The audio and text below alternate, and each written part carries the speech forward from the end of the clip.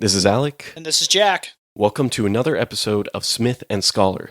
Smith and Scholar is a multimedia project dedicated to promoting and encouraging young men to pursue and live the good life.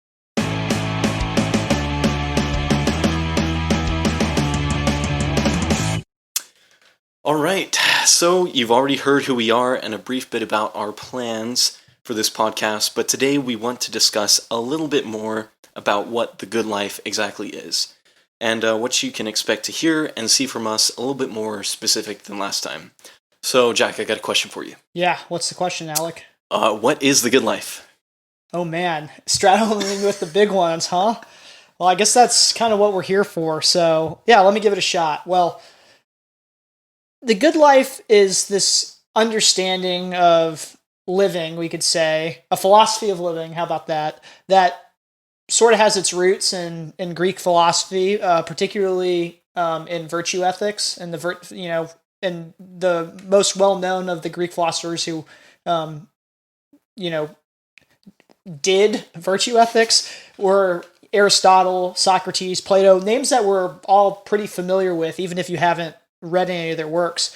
And the good life comes from this understanding of the good life really comes from this key term that's primarily used in amongst these Greek philosophers, which is eudaimonia. And eudaimonia doesn't really have a straightforward, Greek to English translation. But it usually is understood to mean something along the lines of human flourishing or human prosperity or even happiness. And so all of this definition of eudaimonia, flourishing, happiness, prosperity, fulfillment, these really kind of get to the point of what we're talking about when we're trying to discuss or understand the good life. And so I guess kind of putting that, on the table, what does the good life mean to you, Alec? What does it mean to live the good life? Yeah, so we kind of heard I wouldn't call it sterile definition, but maybe more of a textbook kind of look at it, the history. I mean, very brief, very brief, and where it comes from. But the good life, so, when I think of it, we can kind of break it down into the two words, good and life. And when you think about good, you think about the absence of evil, but it's more than just that. It's more than just not doing bad. It is achieving goodness or greatness. And one of the words one of the phrases for eudaimonia was human flourishment, which is the way that I like to see how everything should kind of be ordered towards, especially in like the civic side or politics or whatnot. But then, so that's good. And then life is actually living. So it's not just, again, this static state of being. It's dynamic. It's doing something. So when you kind of put those two together, when I think of good and life, it's achieving goodness or greatness, which is kind of in the name itself, but through your actions, through your being. So that's kind of how I see it.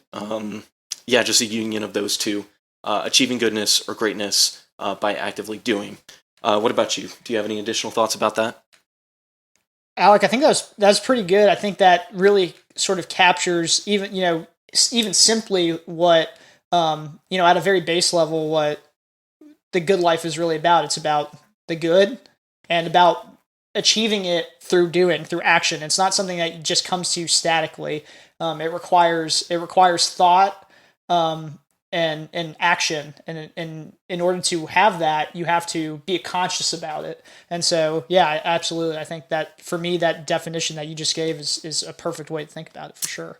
All right, yeah. So you kind of expanded a little bit more, but why are you attracted to the good life, or are you attracted to the good life? Yeah, I think that anyone who, for the most part, I think because with the way we've discussed it, I think virtue requires action, and so you have to have an orientation, or as you put it, an attraction to the good life and to what the good is. And so I would certainly say, as someone who is pursuing good and virtuous life, that I am attracted to it, and I'm attracted to it because because of my upbringing, or the way I've been raised and the role models I've had. It seems to be that the good life is something that, at least in my opinion, all great men, um, it's something that they all pursue, whether they call it the good life or not. It's something that I think, that, like you said, it's about living great, and I think the people in this world who have lived greatly, have certainly sought the good life. And as someone who has always sought to emulate those folks, those people, I think that, part of that is living the good life. And so in a way, it's sort of drawn me into being interested in living the good life. What about the easy life though? Isn't that attractive too, or how would you compare those? Yeah, absolutely. I think the easy life is attractive, but and easy life is not a coin termed by the term coined by the Greek philosophers. Right. Easy life is go with the flow, do what you want. Exactly. And I mean, that's the thing, is the good life oftentimes the virtuous life requires you to live virtuously, which means sometimes putting aside your base desires, your base drives, and those are things that make us human in a way, but refining them, putting them aside, and narrowing your path a little bit. And I think that the reason, at least in my life, and I think you can see this historically, and again, to someone who studied, history and politics, I think, people who don't live, maybe we could say don't live virtuously or take the easy life, their lives are actually a lot harder in a lot of ways. I think, you see a lot more anguish. You see, and I kind of want to get into this a little more in some of the other questions we're going to ask, why there's anguish, or why the connection between the good life and happiness. Because I think the easy life, though we think it might make us happy at the time, oftentimes doesn't. And so in a way, that's why the good life is attracting to me, because even when we think that the easy life might make us happier, or make our lives more fulfilling, it often doesn't, even though we're told it is, or we think it is, or sometimes from our experiences it might seem to be, but it oftentimes isn't. So, and that's another key factor for me and why I'm attracted to the good life. Yeah, I think it's an interesting point. The easy life, sounds like it is the good life because you get to do what you want. You don't have any obligations. You're kind of free in a sense, but contradictorily, you are actually experiencing maybe more unhappiness. And the way I've kind of heard it described by other people, when you live the easy life, in modern times, maybe it's described by playing video games, eating junk food, sitting on the couch, sleeping all day, and not really caring about other people. You just feel kind of gross. And when you think of that image, you don't think of maybe a well put together man. Right. You think of somebody who might be a little bit slovenly or slobbish. Mm-hmm. So just when you put those images, or when you say the words and an image pops into your mind, you don't necessarily think of a great man or a good guy. Or a happy man or a happy guy. Yeah, and again, sometimes things in the easy life can bring forth a little bit of momentary happiness, but I think there's also a differentiation between happiness and meaning. There's definitely that distinction in psychology and sociology, which maybe we'll get into another time. But yeah, I wanted to bring that out because the next question, or the next kind of thing to think about, is the good life attainable by all? I think, absolutely. I think you and I both agree that it is attainable by all. I mean, we talked in our first podcast episode about how, we recognize that the good life and virtuous living it's a universal thing. It's something that we can all certainly achieve, or at least strive for. It doesn't matter, really, it doesn't really matter what your background is, whether, religious background,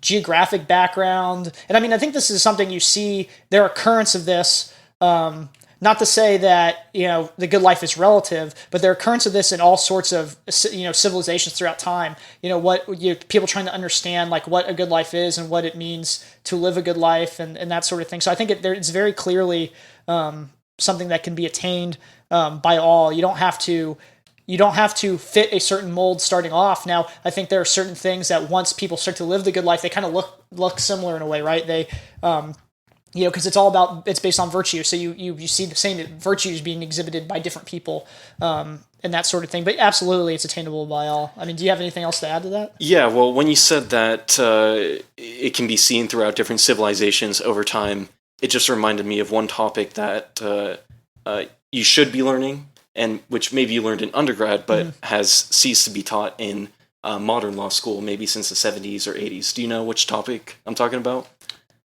No. Natural law. Oh, so yes, I'm a big proponent. I actually am personally a big proponent of more natural law thinking in law schools, and there is a void to be filled there. So that's actually interesting that you bring that up. And I think, talk a little bit further about maybe the relationship there and why you bring up natural law. Yeah, so natural law, as you might suspect, stems from again breaking it down into the two words, natural, meaning not artificial, or something that might be perceived out in the, I don't know if wild is the right word, but it's not something that's been manufactured, and then law, kind of a guideline to live by. So when you look at it that way, there's something that can be seen across peoples, or again civilizations, time, which is a kind of guiding principle. And so again, I don't want to go too far off topic, but when we get into relativism and mores and morality, this is a big topic, because if you don't believe in natural law, then some of those conversations can't happen or aren't as full, because if you don't believe in natural law, there's a little bit of question about what is objective reality and whatnot. Well, let me tell you, you might not believe in the natural law, but it sure believes in you. So yeah. So yeah, just want to bring that up real quick, because that's also the way to see things, is that, again, it's universal. It's throughout time, place, history, no matter what, and kind of this natural law of which we can discern naturally without kind of an external revelation, whether it's divine or another person teaching us, that would help. But it's something that can be attained by everybody. And so I think that's kind of another way to equalize everything and say that, yes, the good life is attainable by all, because we all have natural law, or we can recognize natural law. Okay, and so kind of with that out of the way, and we've kind of touched on this, but what are some ways we can attain the good life? And it's hard to answer, but go ahead and take a shot. Yeah, sure. I mean, I think the terms that we've been maybe using interchangeably kind of point to this a little bit. We've been talking about living the good life. We've also been talking about living the virtuous life. And so I think the easiest way to describe this, and this is something that you see in the Greek philosophers that we brought up earlier, is that the good life, eudaimonia, achieving that human flourishment, that human that human development, that happiness, part and parcel of that is developing and cultivating virtue. And so, I mean, I think that's something that we plan on talking about a lot over the course of this project, is virtue, what virtues are, how to develop them, how you can enact them in, every single aspect of your life, because that is really the most concrete way, I think, in which you can attain the good life, is living virtue. And that's the thing about that is that it's a journey, which is kind of the fun part about it. Like, it's not something that you just flip a light switch on one day and you're a virtuous person. It's something that you work on every single day of your life. And you have to take stock of where you are every day and think about, where did I fall short this day? Where am I? And I mean, one of the things, and we can talk about this later, is a good way to think about this. And this is something that comes up again in the philosophy, and thinking about what virtue is. Virtue is the mean between two extremes, right? And so that's like a really easy way that you can take stock. Quick practical tidbit here. You want to take stock of your day and developing virtue, whether it's prudence or charity or justice or fortitude or temperance or any of the number of virtues we can discuss later. But like taking stock and figuring out, okay, this is a virtue is a mean between two extremes. Where am I? And then like, it's kind of, it's a sliding scale in the way. And so I think, again, that's, I think most practically for people, if you're interested in attaining the good life, it's about living virtuously. Yeah, and so it seems kind of circular to say, how do you attain the good life, which we said is living the virtuous life, well, by living virtues. But, I mean, that's kind of the best way to say it, I think, because what are you doing? You're attaining virtues, which is the virtuous life. And yes, we'll get into those details later, specifics, what some of the virtues are, maybe how to practically live them. Now, part of the thing is you can't always just teach a virtue. You have to either experience it or maybe see it somewhere else. And that kind of brings me to the next question. Can you attain the good life all on your lonesome? I mean, maybe if you're a mendicant, but honestly, no. I mean, humans generally, we're social creatures, and we learn from observing, we learn from doing with other people, and particularly where we live in a world where a lot of people, you might share similar experiences with each other. I mean, you and I, like, we did in our intro, you and I went to the same high school. We've stuck together as friends for, I mean, holy cow, 10 years now. Yeah. And I mean, we have a lot of the same experiences, and that means we're able to talk about those experiences and talk about, how can we live better? How can we be better men? And certainly I think it's something you can, so to answer the question, is this something you can do on your own? Yes, you can, but it will be one, very difficult, and two, I think in a way, like we said, part of living the good life is attaining happiness. I think you'll actually be less happy for it, because this is something that you should want to experience with other people. You should want to grow in virtue with other people, and in a way, you'll I think find the experience better, but also it'll be easier for you to cultivate virtue when you are doing it with other people in mind, or together with other people, or just consciously being aware that this is something that you're striving for in your interactions with other people. Yeah, definitely. And you mentioned specifically journey just a few moments ago. And if you really think about life as a journey, I mean, you can look through history, look at biographies, and see all the hardships people go through. In your current life, you can see hardships. Maybe you live a little bit easier, but still, it's not just a walk in the park. And if you're going through a journey, you probably want somebody to help you along the way, whether it's a guide or a friend or somebody that you can help if they're going through a more difficult time. So that's the other way I see this. How do you, can you attain the good life on your lonesome? Yes, but that's like going through Antarctica with just a backpack on and maybe one dog to, help push your sleigh or pull your sleigh. Yeah, absolutely. Or I just actually got done watching the Lord of the Rings movies, and it's like journeying to Mordor without Sam. So I was going to bring that up, but I didn't want to get into Tolkien too soon. But you broke the wall down, so sorry. Let's cut it off there. Otherwise, we'll just go talk all day. about it. Okay, but bringing up the point of Frodo and Sam, that was a companionship, that was friendship, and so that brings us to the last point of how do we do this together. And so part of Smith and Scholar is bringing people together. So whether that's a community that's physical, Jack and I being friends and being in the same area, or whether it's digital through the internet, having a community online, we still know that there are men striving for virtue out there, and we want to be able to connect everybody. So again, it is easier to have a physical community because you can see people face to face. There's, I guess, greater accountability when you're looking somebody in the eyes and saying, I was virtuous this week, or I lived magnanimously this week, something along those lines. But in the new age, I guess, with the advent of Skype, Zoom, Google Hangouts, cell phones, Teams, Microsoft Teams, can't leave that out there. There's still ways to meet face to face, maybe just not in the traditional way. And we also have this need for human connection. I mean, just everything that you do is, Jack mentioned earlier, we're social animals, we're political animals, we strive for human connection. And then kind of a more, I guess, topical point is currently in this time we have COVID, the introduction of COVID into our system, which was a huge shock. Just everybody getting blasted away by what that was, and having to go into isolation, quarantine, not seeing people. And this is coming a little bit later than the, I guess, onset of COVID. But to still kind of build upon that, I guess, lack of community or what was going on then. Definitely.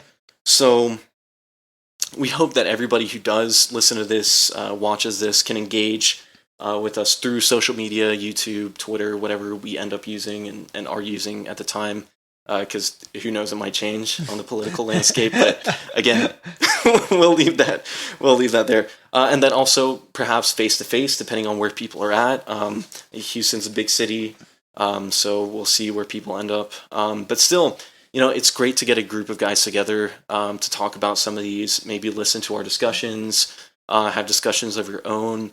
So that you can dive a little deeper. I guess that's the idea, is what we're saying is good, but what we're saying can hopefully spark better discussion, better engagement and exploration. And then also help, I think over the past 3 years of doing this, just planning phase, whatever, we've grown, and in some virtues together and like understanding what we want to talk about. Right, absolutely. And that's been, I think, pretty helpful for us to be like, we're going to do this, but then we realize, well, if we're going to do this, we have to actually do it. So hopefully, that's also happening for all the listeners and viewers out there.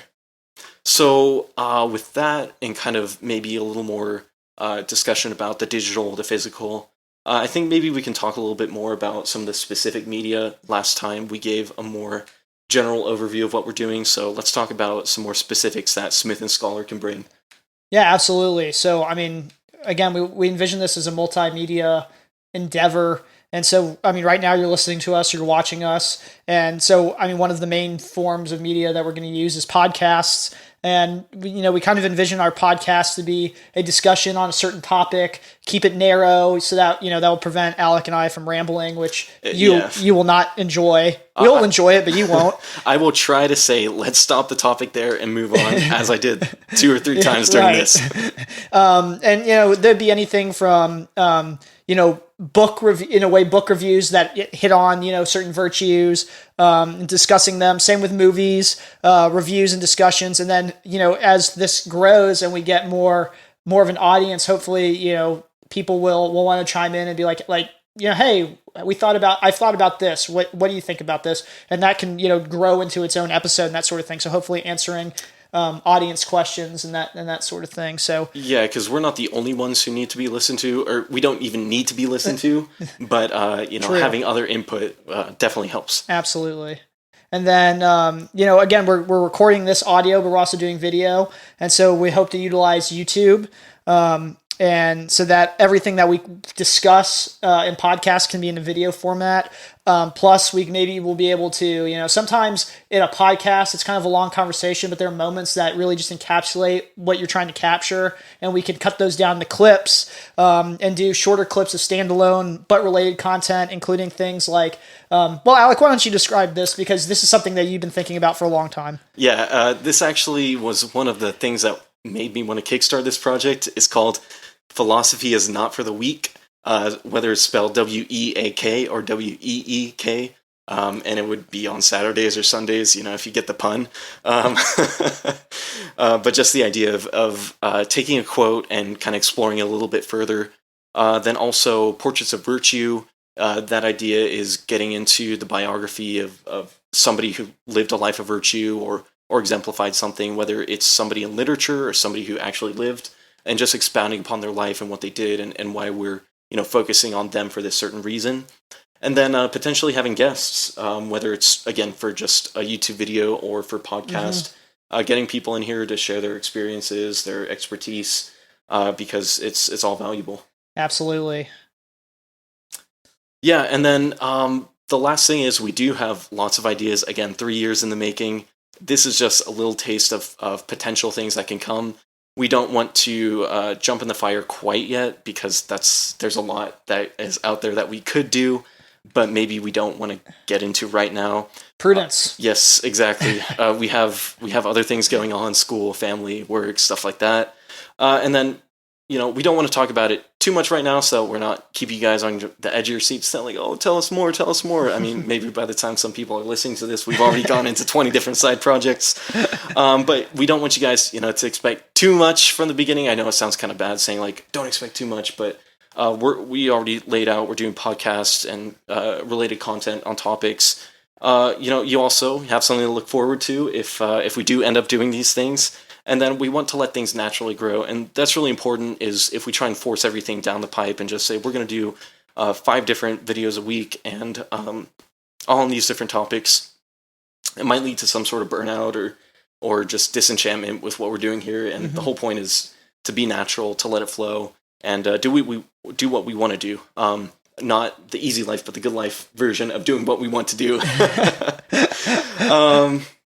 Yeah, and then because we want this to be natural, also, I've mentioned this now a few times, I think in the last podcast too, about having the audience, talk about it, talk to us about things, let us know if there's something that you guys want to hear or see or something, because that's part of this platform, is to have this community and let people, give some input in. And, if what you suggest is what we have planned, then that's great, we might start working on that kind of thing. So, Jack, how about some more logistics? Like, how often are we going to be doing this? Yeah, absolutely. I mean, again, the emphasis is on, natural kind of outgrowth of, the things that we want to do, but we want to have something of a schedule. So hopefully to have content once a week.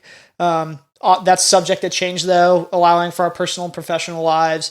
And that's actually a good thing in a way, because there's always developments that happen in our professional, personal lives that make for good lessons that we can hopefully share with you guys. And but that will also affect how often we plan on adding new content. Anything else, Alec? Basically that's it. But we're excited to do this. I'm probably going to be saying 3 years for the next 12 episodes. I know, for real. We finally did it after 3 years. But it's been in the works for quite a while, and we finally decided to do it. So that's basically it. Just if you're watching the video, you can see the big smile on my face because I'm happy to be here, and I'm just saying, like, maybe we can do 5 videos a week. Yeah. Okay, don't hold me to that. All right, well, I think that's it. I think that's it. Thanks for joining us. Yes, definitely.